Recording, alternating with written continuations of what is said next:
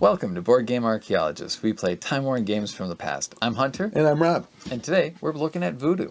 Voodoo from 1967 by Schaper Game, the same company that brings you Cootie. It's made for 2 to 4 players, but you can really play it by yourself. It's that easy. It's really a basic game.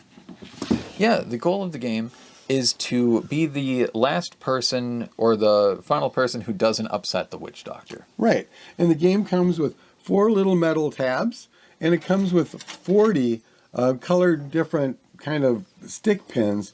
We've only got the green and the orange, but there's also red and blue, we think.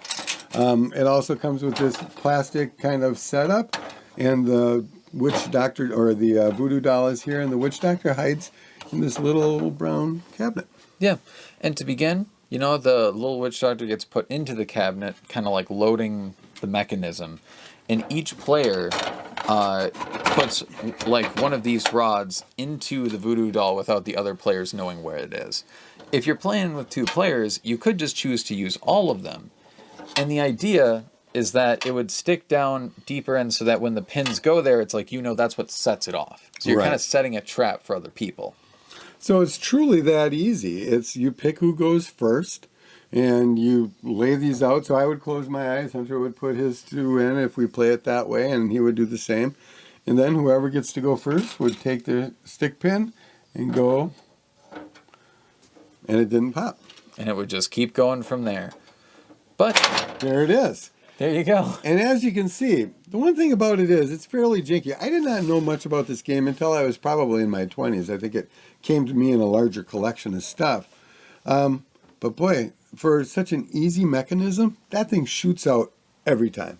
Yeah, it scared me every time. I'm easy to startle, though. Right. So then what you would do is you would close it again, because that person is now out. And if you were playing multiple people, you could just do that. Or you could just keep score and make it a longer game if you really want to, because it's truly that simple. Yeah. And before I get into the pros, because I think there's some things that I kind of like about it. It's like we weren't sure about doing this episode because it seems really kind of, if not purposefully hateful, definitely kind of not from like a good direction. Yeah, it was. It was hard to decide to do it or not because we do feel it's insensitive. Yeah, at the very least, it's insensitive. And at the very least, yeah. Yeah, and so there's that. But for pros, rounds are fast, and it would actually be a really good drunk party game, because if I startle easy now... Yeah, it's a startler. It moves fast. It's it's like setting a mousetrap. Yeah. And getting snapped. The same thing. And you can just flip this over, or you can lift up the bottom. The bottom is really just a piece of plastic on a rubber band. So when you put those little pins in, it makes it a little bit taller, so it pushes something down, which makes the rubber band snap. It's so basically easy. I was amazed when I first put a new rubber band in here. I thought it was going to be difficult. But I know we're missing pieces to this. But again, if you throw 4 of them in there, there's only 36 squares total. Your odds are pretty good about hitting a pin. Yeah, we haven't run into an issue so far.